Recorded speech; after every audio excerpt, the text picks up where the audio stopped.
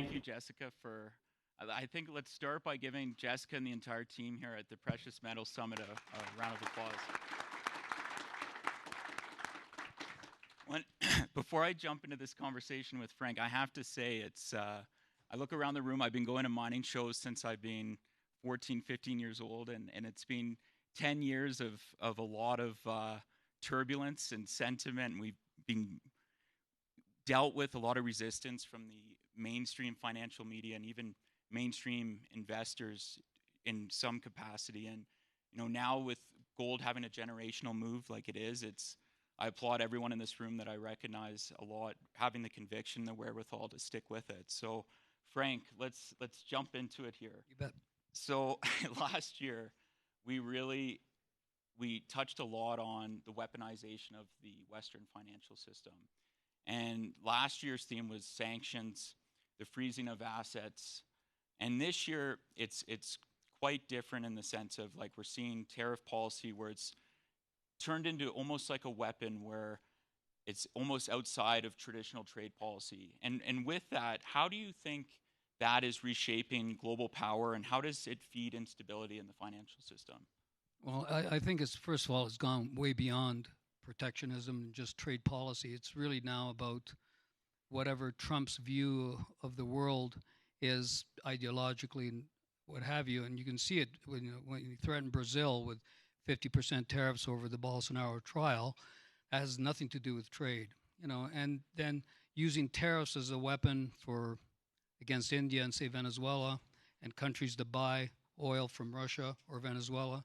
Again, that's really not about trade. That's about geopolitical strategy and his own mindset about what the world should look like. So yeah, no, it's and the fact is that it's just driving the BRICS further away. This whole bifurcation we were seeing in the world in two camps, the West and the BRICS, is just accelerating that process. And the ironic thing is that he's also he's screwing friends and foes alike. I mean, he's got, he's going after his allies in terms of trade policy, and and with mixed results.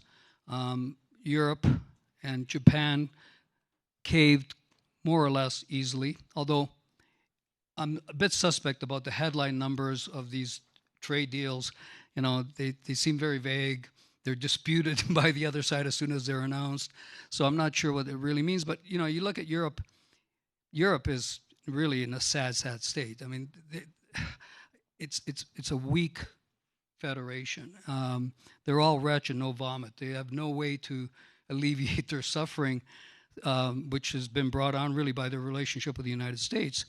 And Japan is a vassal state. And both areas have numerous U.S. military bases, so they have to more or less go along for the moment, but go along with the United States. But they are already looking at rethinking their trade relationships, including Canada, by the way.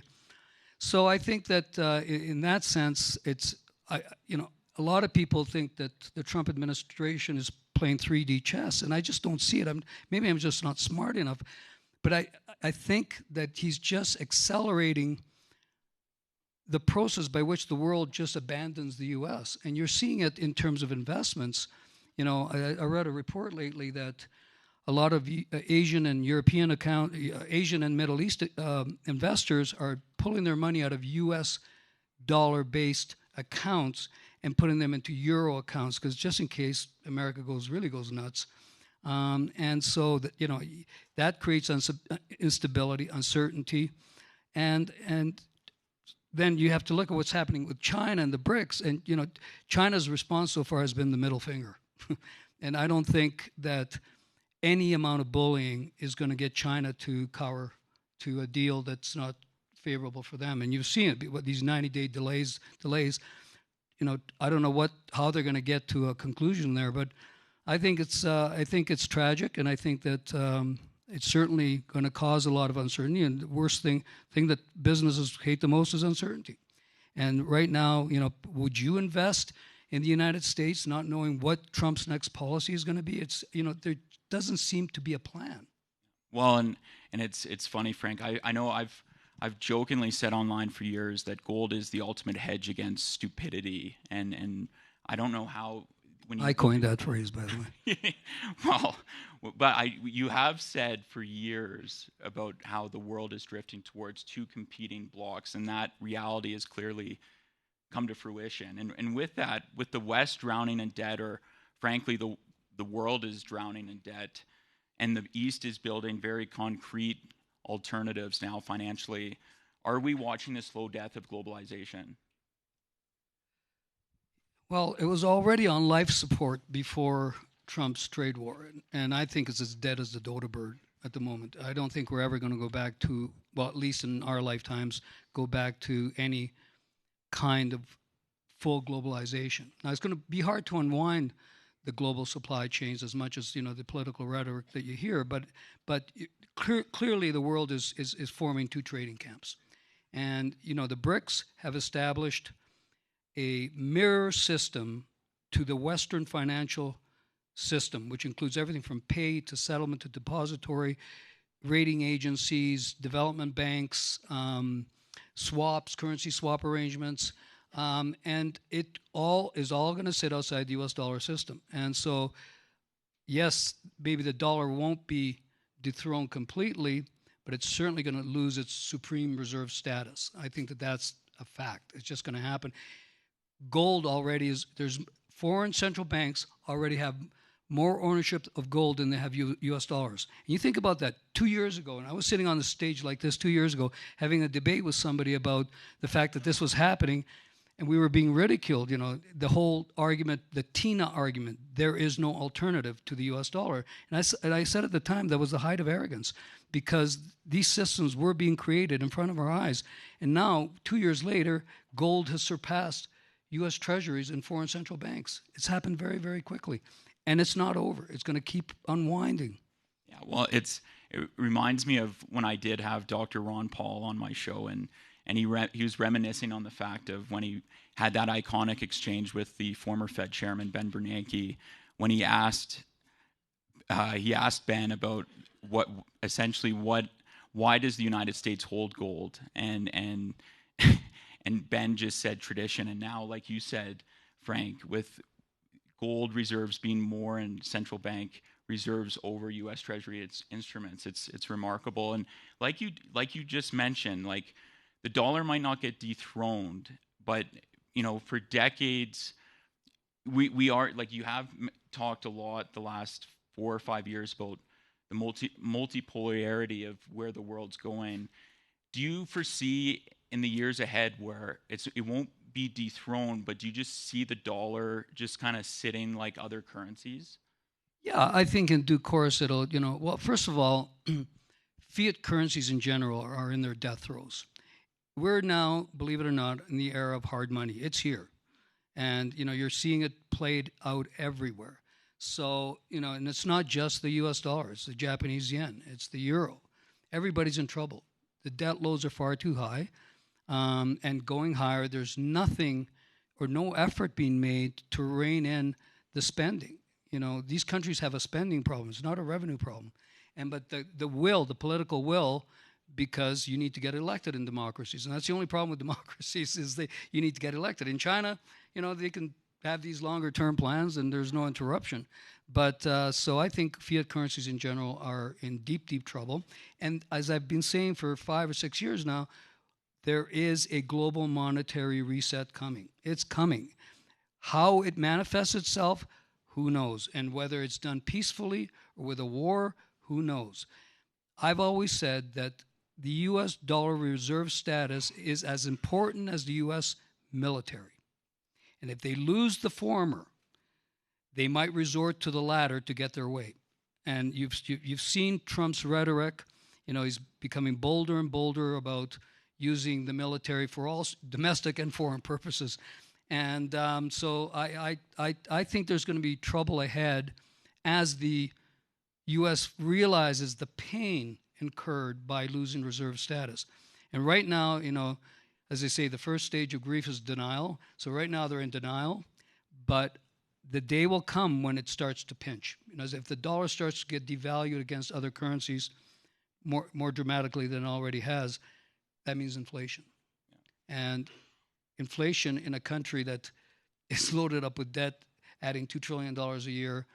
And this is why Trump is so desperate to get a new Fed chair in there who will do what he says. And I believe it will happen. And that Fed chair will get rates down to 1%, short-term rates. But what will that do? It'll drive the longer-term rates higher. People are going to, the bond market will panic. And then what's next? QE. Because the only way to bring down long-term rates is QE. That's the only way you can do it. So this is all unfolding in a way that you and I have been predicting for a number of years. And everybody's watching it, but I'm not sure everybody quite believes it yet. Do you ever see, building on QE, do you ever see a situation where potentially you see like fixed yield curve controls like you saw in Japan? Yeah, absolutely. That is one of many tools. But I think eventually QE, for the magnitude of the problem, the CBO, the Congressional Budget Office, just published a number yesterday. This will blow your mind. The U.S. has about $37 trillion in federal debt. They say by 2055, it'll be $150 trillion. I mean, these numbers are nuts. And if someone made a great, just to give you a sense of what a trillion is compared to a billion. So a billion seconds would take us, if we said, let's go back in time 1 billion seconds, that's 30 years ago. If we say, let's go back 1 trillion seconds, it's 30,000 BC. The magnitude of what $1 trillion, nobody appreciates what these numbers mean. This money does not exist, by the way. It's all fantasy. It's a Ponzi. Well, and building on that, Frank, like I know you've touched a lot in the past on projects like Project Enbridge, and now we're seeing the rise of stablecoins and closer China and India relations. Do you see that speeding up de-dollarization in this multipolar system that we're in now? Well, no. What I see, first of all, and I think you'll agree, I think Enbridge and stablecoins as designed and imagined by the U.S. are competing forces. I think Enbridge and the success of Enbridge will accelerate de-dollarization, whereas stablecoins with the Genius Act, which was a very ingenious move, pardon the pun, to find a way to stuff additional treasuries into virgin pockets that never existed before at a time when all the foreign central banks are selling their treasuries. So we've run out of buyers in the foreign market. The Chinas and Japans of the world, the UKs, they were the Saudi Arabias, they were the traditional buyers of treasury bills. The stablecoin, the creation of the stablecoins is a means to find because all stablecoins need U.S. Treasury backing. That's the main backing to keep it at par. And so the more stable coins you create and the more use they have around the world, the more demand for treasuries. And I guessed that right away when it came out. And did you see that thing that Russia said yesterday? Yeah. So Russia came out yesterday, one of their ministers came out and said, called the Ponzi scheme out. He said basically, the U.S. is what they're doing is they found a way to create demand for treasuries by creating the stable coins. Once the debt is transferred to these stable coins, they will devalue the dollar. And he said, just like they did in 1933, because in 1933, the U.S. made it illegal to own gold, and you had to turn your gold in. And gold was priced at $27.60 an ounce. So every good citizen, not a lot of people turn in their gold, but the good citizens turned in their gold. What did the Fed do? What did the U.S. do next? They revalued gold to $35 an ounce, effectively screwing the American public to the tune of 67%. And with that, with the revaluation, I know Scott Bessent, he first dismissed the idea of that revaluation, but now he's changed his rhetoric a bit and saying, I don't see that happening. But do you see a situation where the Fed published a recent research paper that painting the potential scenario of that reality? Do you ever see a world where the U.S. does revalue gold and market to market from that old? It's possible. I'm not sure it'll be their first move. I think because once they do that, they admit that gold has value. And so far they've tried to avoid that, calling it a pet rock and a tradition or whatever they called it. But I think for the U.S., their hand will have to be forced before because it's a very, when it happens, it's going to be a very painful move for Americans. I mean, this transition to a new monetary system is not going to come without pain, like a lot of pain. America's lived high off the hog for decades and decades because it had the US dollar status, reserve status. And if that's taken away or you have to devalue the dollar dramatically, it just means higher inflation, higher interest rates, lower standard of living, and it's a national security issue. I'm telling you, I believe it's just as powerful as their military, and they're not going to take it lightly. Do you ever see a situation where, with this Genius Act and the United States trying to champion that industry now, do you think China is prepping in terms of trying to incorporate the Shanghai Gold Exchange in some capacity in stablecoins and making that redeemable into physical? Well, they already have. Yeah. So currently, you can exchange your yuans, and a number of countries are doing it, on the Shanghai Gold Exchange for gold. And now, more recently, and this is all part of the M-Bridge architecture that they've created. So just for those of you that don't know what M-Bridge is, it was a pilot project that was started by China, Hong Kong, Thailand, and the UAE, and more recently Saudi Arabia joined. And basically, what it is it's a settlement system using local currencies, but they have to be central bank digital currencies.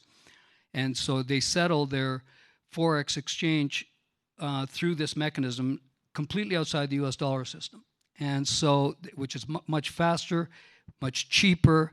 And it basically puts the SWIFT back into the Stone Age. You know, the SWIFT is the U.S.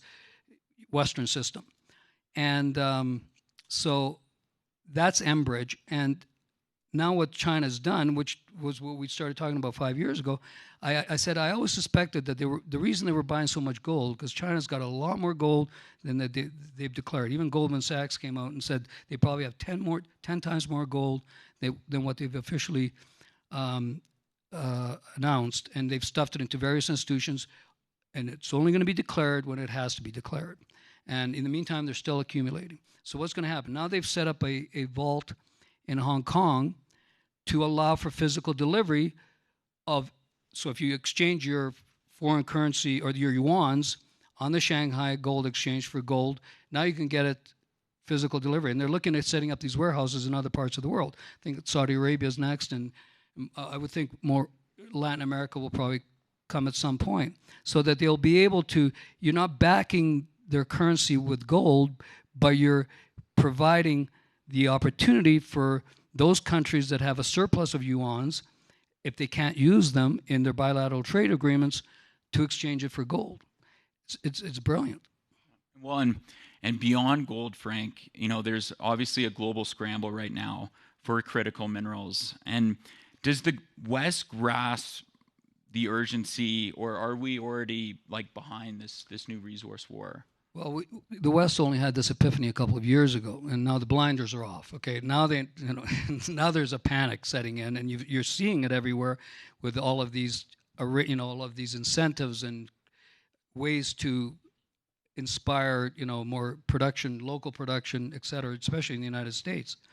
So it's definitely a race that's turning into a kind of a war, and China had a 25-year head start. It's going to be really hard to dislodge China from this process at this stage, but they're going to have to try, and they have to find ways to incentivize the production of critical minerals with friendly countries. It's definitely happening, and it's going to get ugly, because again, we were already projecting a supply deficit in a lot of these critical minerals without the trade wars, without all of this craziness that's happening now, and the rising tensions between China and the U.S. don't bode well for cooperation between the West, and because China's leading the BRICS through this process, and it's found a good audience, and the Global South has been a very receptive audience to the China-led BRICS initiative. I think that you're going to see a lot of geopolitical events that will be they'll never claim it's about minerals, but it's always about minerals, as it's always been about oil. So, American or Western foreign policy is going to be tailored around the needs that they have. So they have to, in today's developed world, you need critical minerals for everything: infrastructure, appliances, weapons, transition to clean energy. You need it all, and China controls it at this moment in time. So the rest of the world's going to try and play catch up. Yeah. Well, obviously, Africa will play a big role in that, with 30% of critical minerals being on the continent, with copper, nickel, cobalt. One of your latest deals you got behind was Next Metals Mining. Yep. How do you see Africa in this global race for critical minerals? It's key. It's absolutely key, and it's the favored battleground for all the geopolitical players because of a number of reasons. And whereas geopolitical players couldn't come to Canada and play this game, they can certainly go to the continent of Africa. Now, Africa is a big continent, and the security and governance of countries varies widely throughout. So you have, on one side, you have this, what we call the safe countries with good governance, like the Botswanas, where we have Next Metals, and Namibia, Ghana, those kind of places. And then you have at the other end of the spectrum, you've got the Sahel, you've got Mali in the Sahel, you've got Sudan in the Horn of Africa, you've got the DRC, which is not very stable, where governance isn't, both security and governance are somewhere between troublesome and dangerous. And that plays into the hands of geopolitical players. So who are the players in Africa today? You've got China, which has been there for 25 years and has an incredible head start, because for them it's been more than just extracting resources. They built infrastructure. They've created diplomatic relationships that they need at the UN. They have 44 partnerships with 44 countries in Africa, strategic partnerships. They even have 9 space programs with 9 different countries in Africa. So they've been in for a while, and they're entrenched. Now, some countries are happy with China, some aren't, but they're there, and you can't dislodge them. The U.S. is now in there, obviously, in a haphazard way. I'm not even sure there's a strategy for the U.S. I mean, they seem to be all over the map in the way they negotiate these deals. But then you've got even Saudi Arabia and the UAE, who are now there, and they're competing in Sudan especially. They're backing the different forces in the Sudan civil war. You got Qatar's in there, Turkey's in there. And of course, you have the traditional colonials like France, which has been unceremoniously ejected out of most of West Africa and the Sahel because of the way they treated. And now Russia's come in through the Wagner Group, or whatever they're called now. And they're there not because they need critical minerals. They're there just to be a thorn in the side of the U.S., to cause trouble. And, and it's obviously working. And so you've got all of this stuff, all these players in Africa, and you see that there's turmoil. So in some places there's conflict, and the reason they're there is because they need the critical minerals. So that's the favored battleground, I think, and that's the most dangerous place if you're in the wrong part of Africa. And with that, Frank, you've built and invested with conviction long before it was popular. Like, you've really spotted patterns in being a contrarian in different industries. And with that, what's one belief you hold today about the future that many people just aren't ready to hear? The one thing that I've come to believe is that most of us, and that's all of us, find it very difficult to believe that the world is changing in the way it's going to change. Because we've only known one thing our entire lives. We've known the post-World War II system our entire lives. And we think that's there, it's always going to be there, it's never going to change. And we're about to get a rude awakening, because it is going to change. And again, for the purposes of this conversation, it's about the global monetary system. And when that change comes, and it's in the works right now, it's going to be very disruptive. And I've always said that gold is going to play the role in that. And my conviction with gold has been unwavering since 2001. I first started buying gold in 2001. I loaded up again in 2018. And believe it or not, even at these levels, I'm still buying, okay? Physical gold. Now, the era of paper gold is over. in the future, if you own paper gold, you don't own gold. And I'm going to say that again. If you own paper gold, you do not own gold. Because when the crunch comes and you're trying to get to your gold that's represented by a piece of paper, an ETF, or what have you, it will not be there. So that's why the price of gold is going to be dictated by physical delivery, not by who can trade the most with the most leverage, which has been the Ponzi game that the LBMA banks have been playing forever.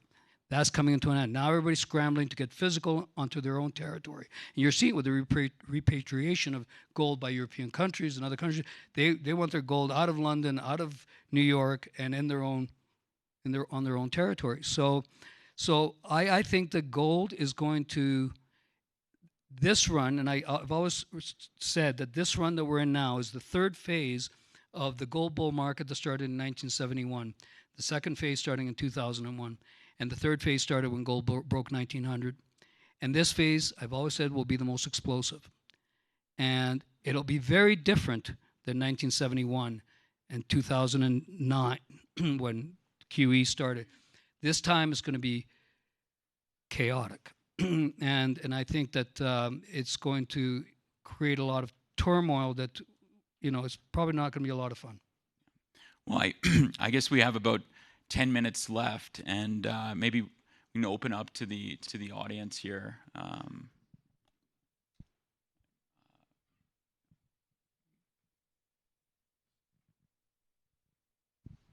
Hi, Frank. Thank you very much.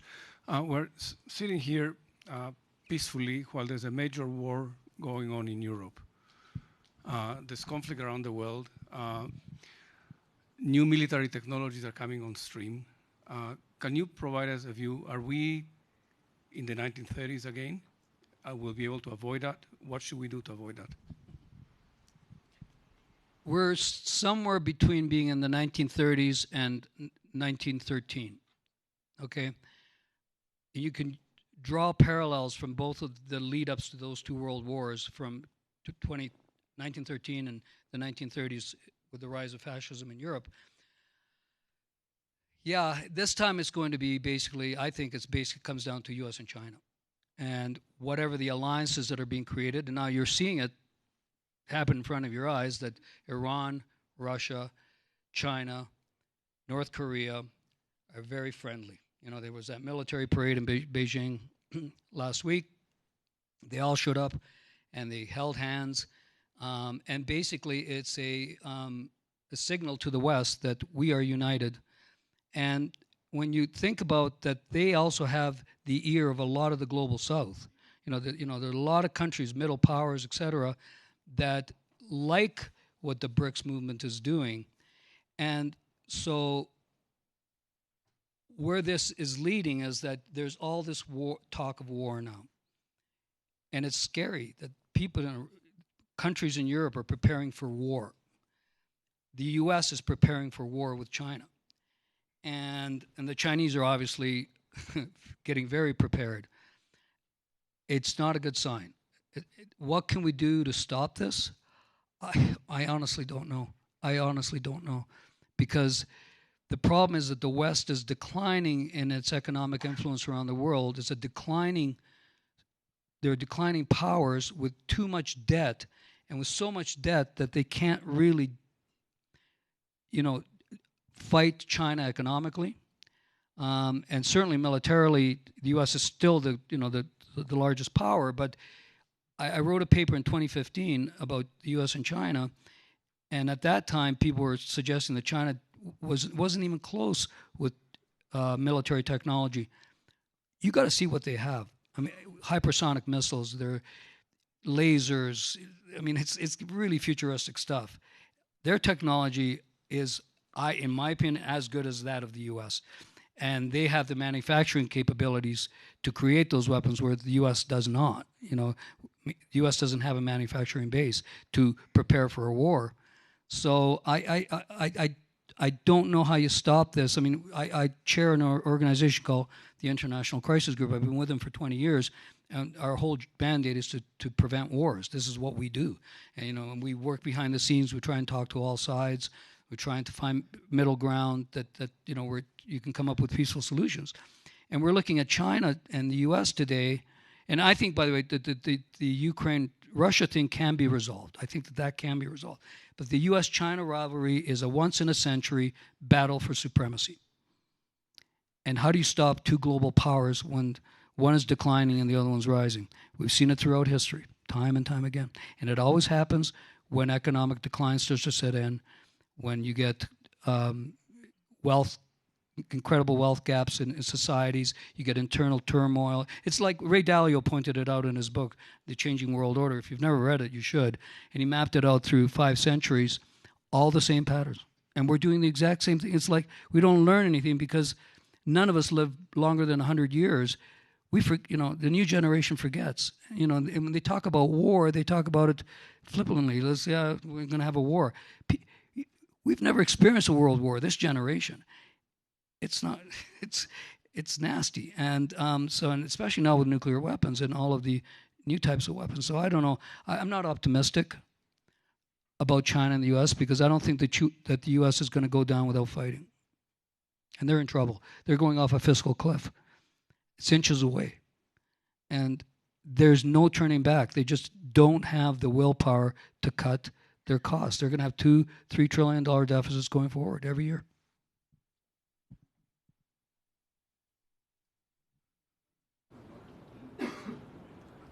I've got a question for Frank.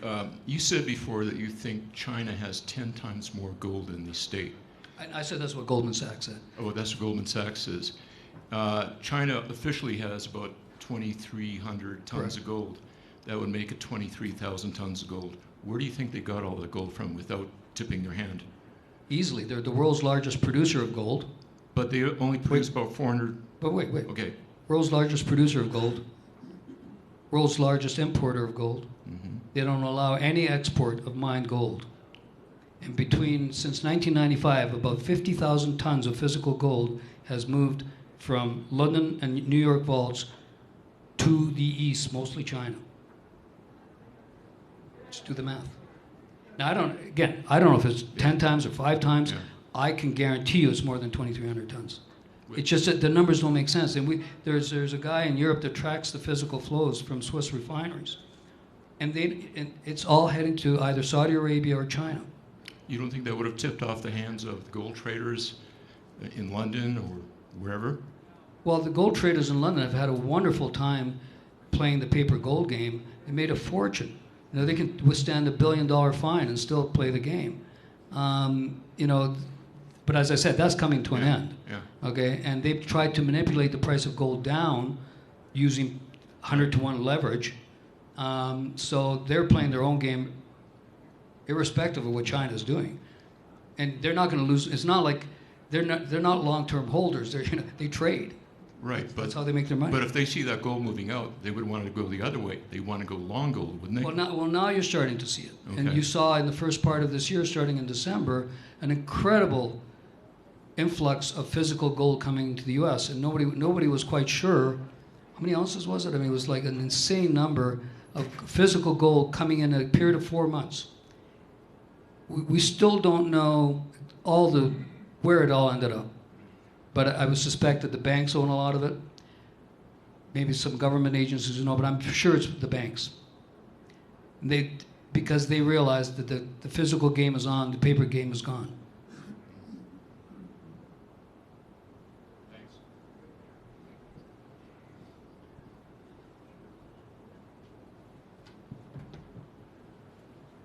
I'm sort of hearing more talk of civil war in, say, UK and Western Europe, or some kind of civil turmoil.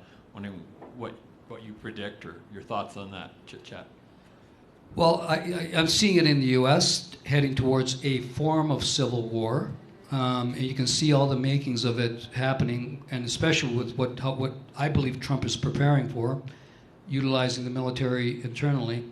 The blue and red states, 2 separate camps, the gerrymandering of electoral colleges around, between Texas and California. It's splitting into 2 countries. And, and always when the economy's in trouble, people can't make do, I think half or 2/3 of the American population lives on paycheck to paycheck. So you're seeing this anger, and obviously clever politicians don't know how to direct that anger in a way that gets them elected. And so I believe that there's some sort of a, call it a war, but some sort of there will be violence, I believe, okay? What form it takes, I'm not sure. The UK is a whole other problem. They have an immigration issue that, obviously is an easy target for dissatisfied Brits that, you always need someone to blame. Hitler had the Jews in the 1930s, and Trump had the Mexicans. You need someone to blame for a country's woes. And so you're seeing that play out in the UK.